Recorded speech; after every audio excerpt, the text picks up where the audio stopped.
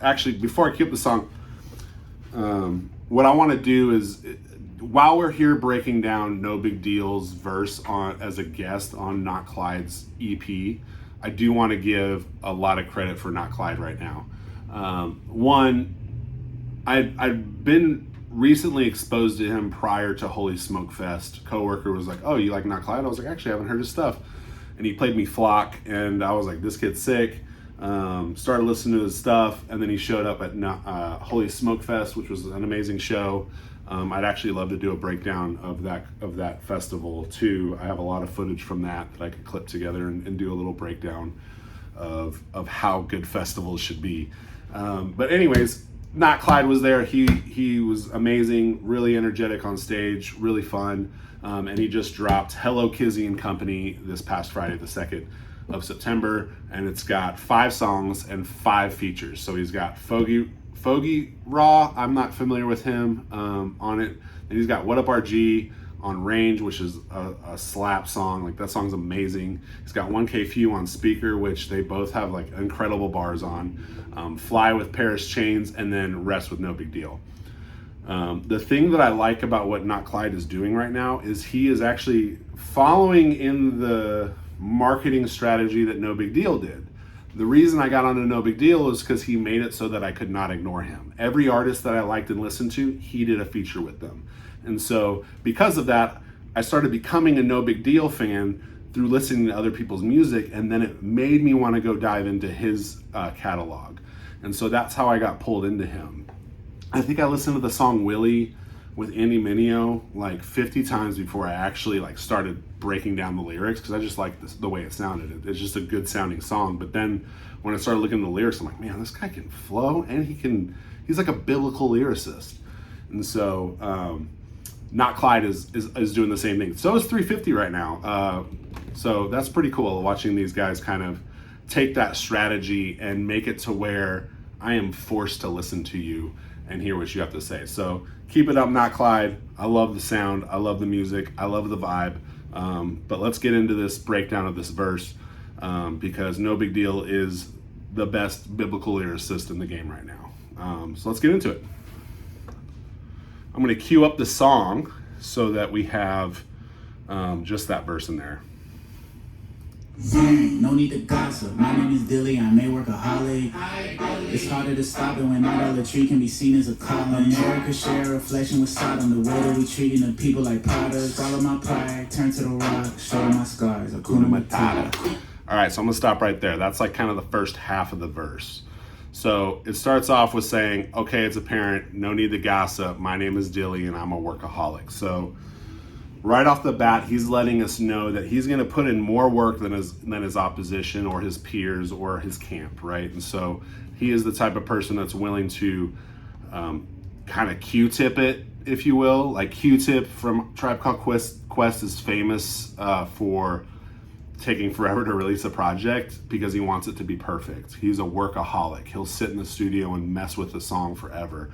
I don't know if that's what Dilly does, but I can make that assumption from this line, right? He's a workaholic. He's going to keep putting it out. He's also featuring on everyone's albums. Like I said earlier, he's constantly putting work out, whether it's his own, whether it's through Indie Tribe, whether it's a feature on somebody's thing. The guy's putting in work. And not only that, he's showing up people in their own songs, right? And so he's the renegade Eminem, right? Like, who shows up on Jay-Z's song and does better than Jay-Z, right? Nobigdyl is that for the Christian hip hop community.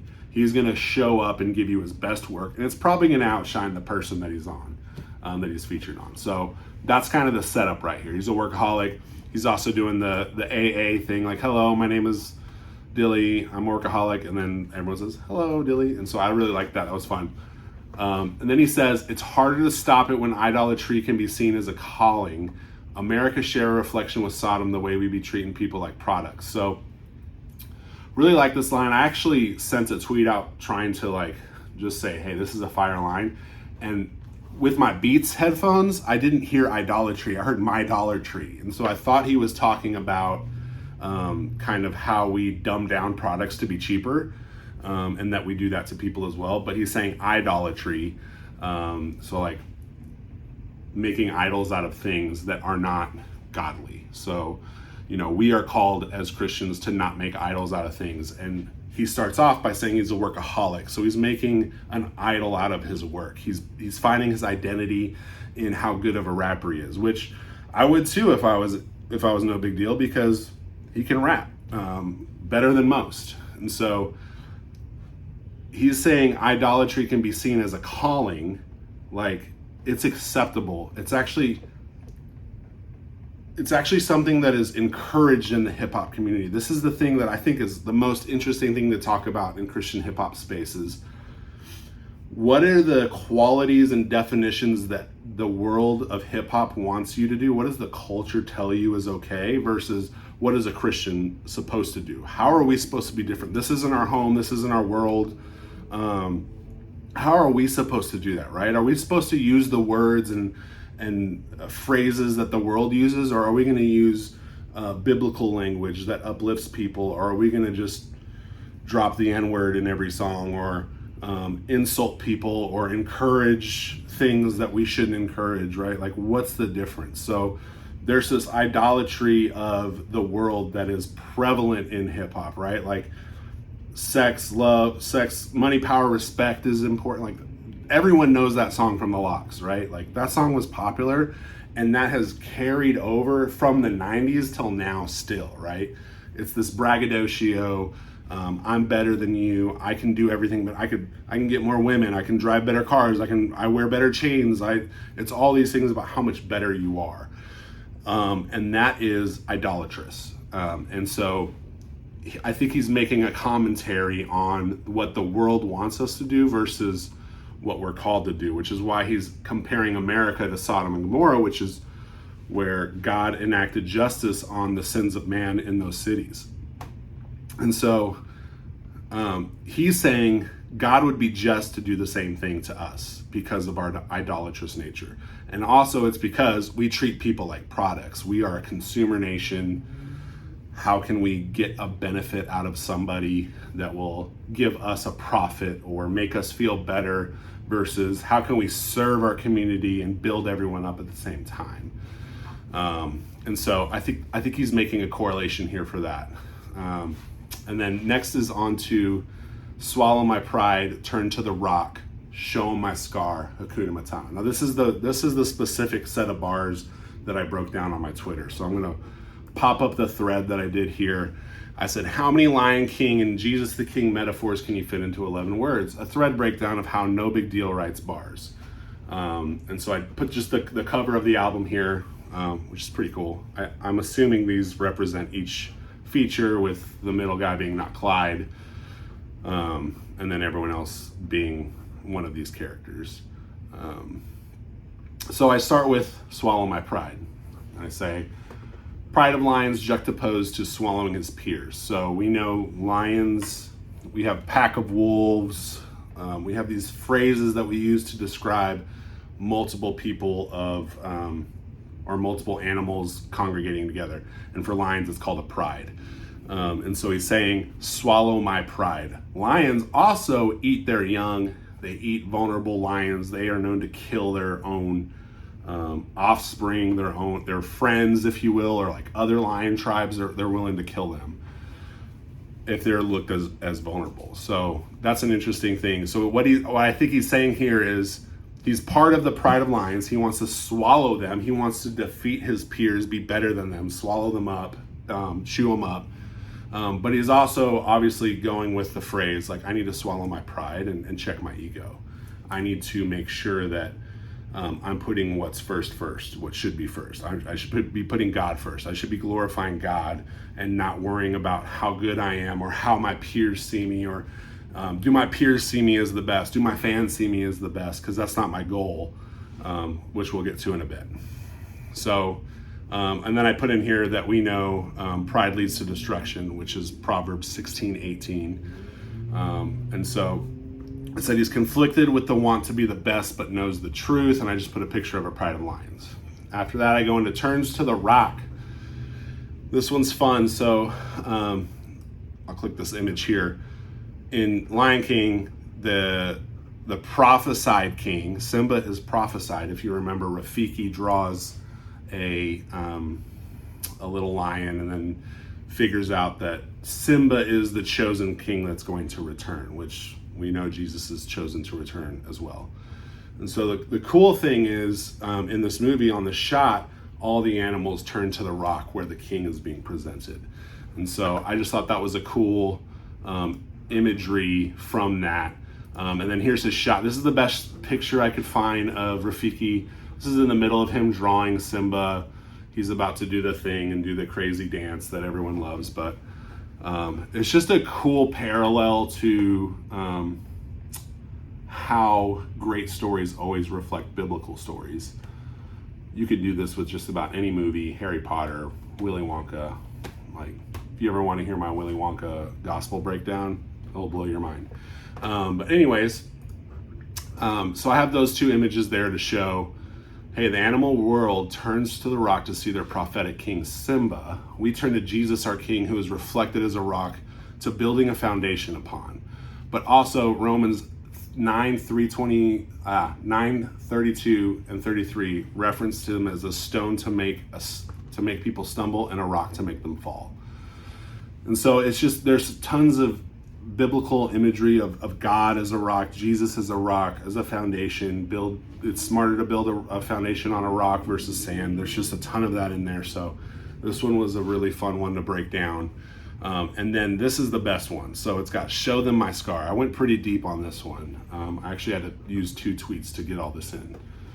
So Scar is the Judas of Lion King. He is Mufasa's brother. He's the villain. He kills his brother, turns on him, and he betrayed him out of his own pride.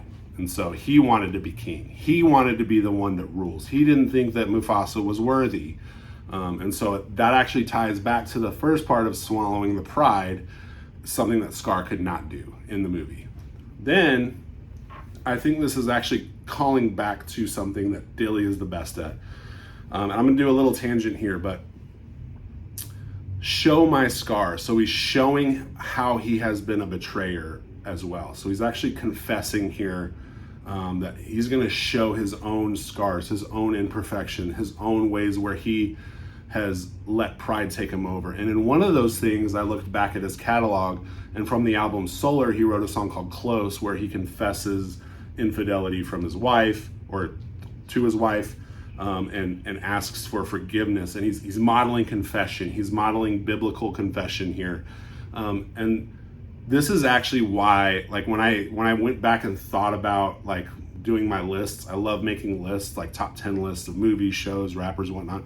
I was thinking, who's my favorite Christian rapper right now? And it was when I went to think about that specific song, Close, because I would have said before that Andy Mineo. And then when you juxtapose something like Andy Mineo's You Know the Drill with Nobigdyl's Close, you see a very different understanding of the biblical concept of forgiveness and asking for it. And what does it look like to ask your spouse for forgiveness in front of your fans and in front of God? And so the way that Dilly did it is he wrote Close. And the way Andy Mineo did it was he says, if my girl cheats on me, I'm gonna leave her and she can have her next man, you know. And it's just, that's such an interesting perspective to put on a Christian hip hop album. And before you start filling out the comment section on, well, biblically you can get out of it, I understand that, like, I get it. But we're also called to forgive 77 times, or how many ever times as we need to.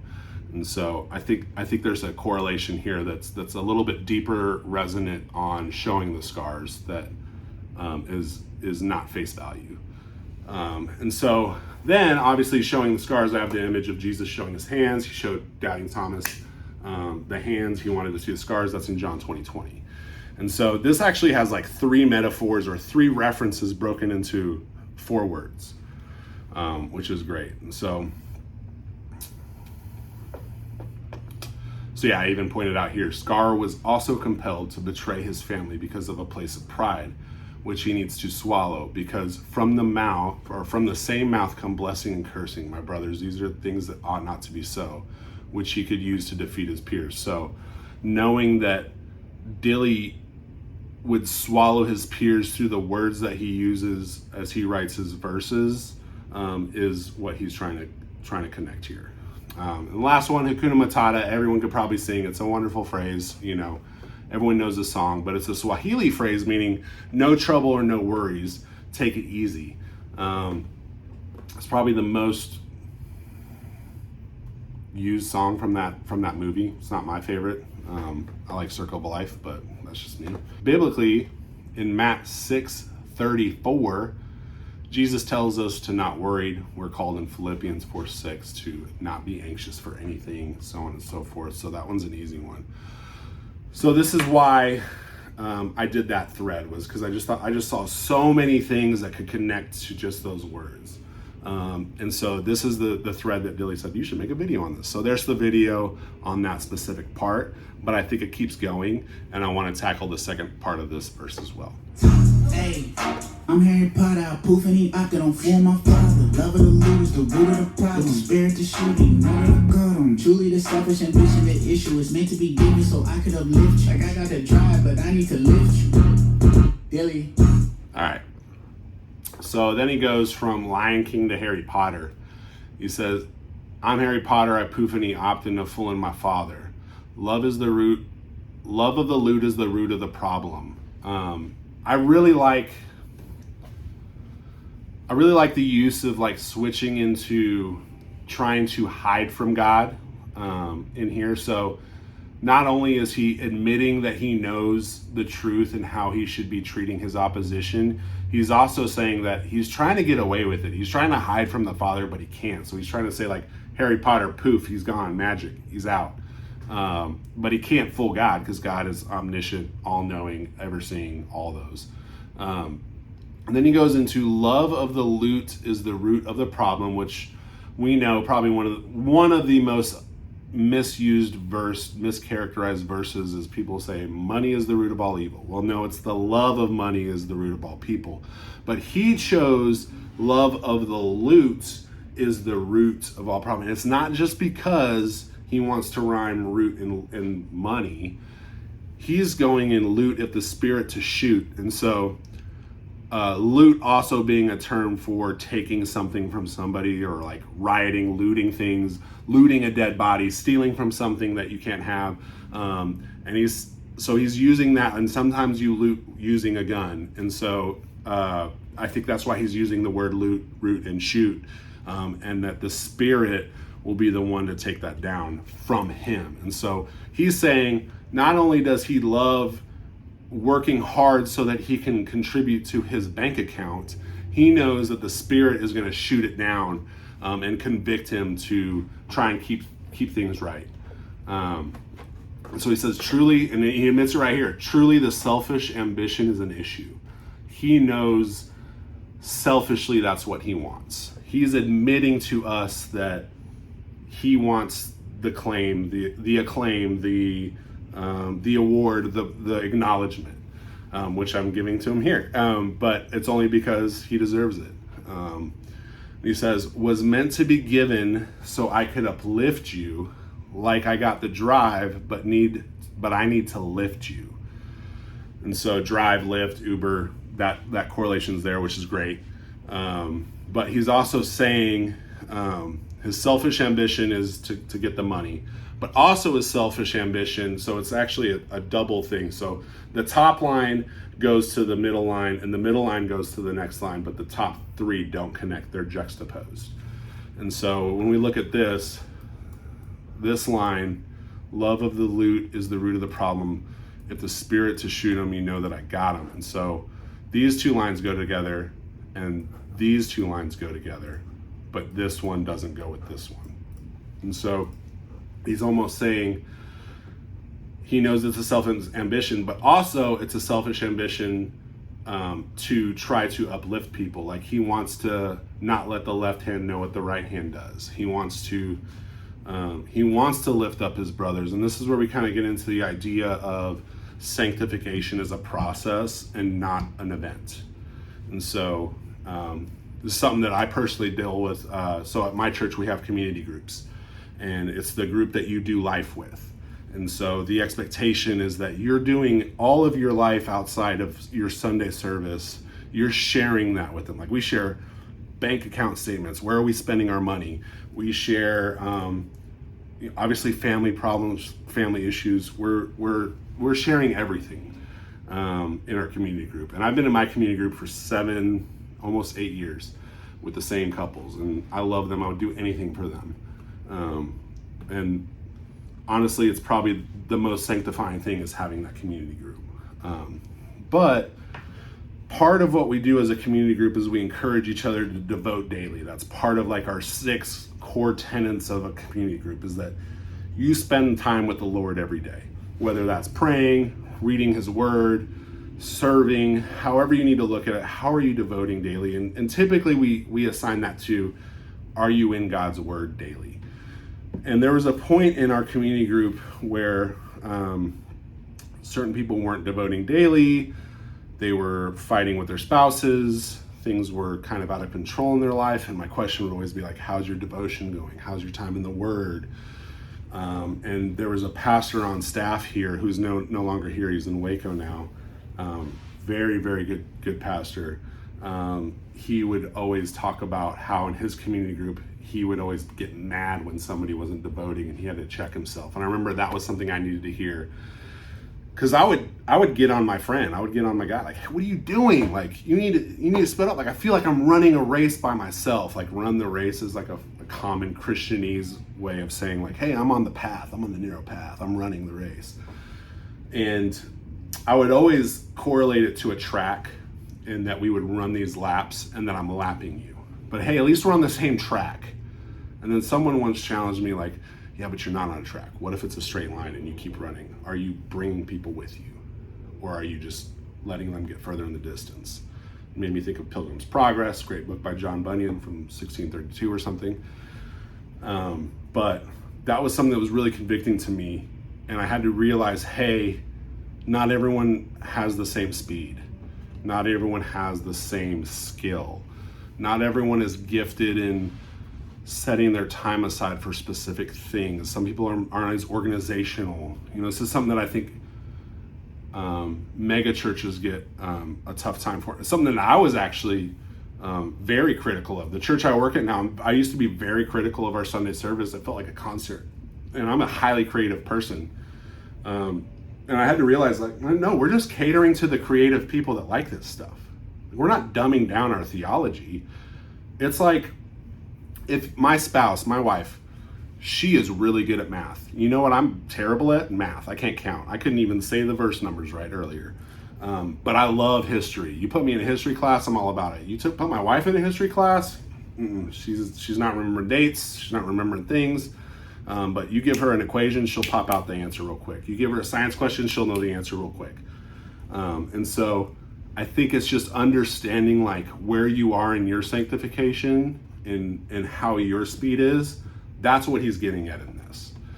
He's not actually talking about, he's not trying to be clever about lifting. He's trying to say, hey, my job as a Christian and as a brother and as a leader in this community is to bring people along with me, not to leave them in the dust. And you know why I know he's doing that? Because of Holy Smoke Fest. He brought in all these people. They did so much stuff for that event.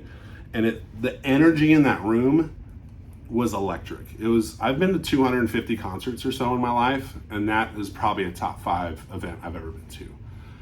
And it's because they put the time and effort into developing indie artists. Even this video, he offered, hey, we'll give you a platform if you break this down. He's about supporting other people that want to contribute to the community. And that's something that's rare. Most people are about, how can I get what I want out of it? What am I going to get? What am I going to do? He's like, no, what can I do for you? What can I do for you? What can I do for you? How can I put you up? Hey, I'll jump on this feature for you so that people can get exposed. Hey, come on tour with me so you can get exposed. Who else is doing that? And so I think that's what he's getting at on the selfish ambition, got the drive, need to lift you, uplift you, all that. So there's my breakdown on Nobigdyl's verse for Not Klydes Rest. Fantastic EP. There was a lot of EP drops this week. Paris Trains dropped an EP.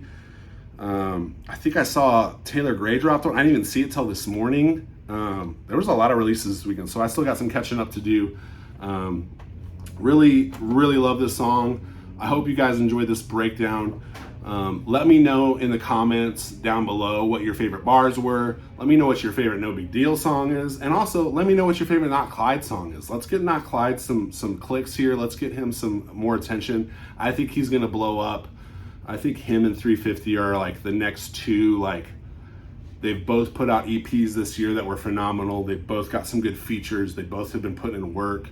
I think those two are putting in some of the best music from like a rookie standpoint of new artists coming in that weren't here a couple years ago. So thanks for coming. God bless. Have a great day.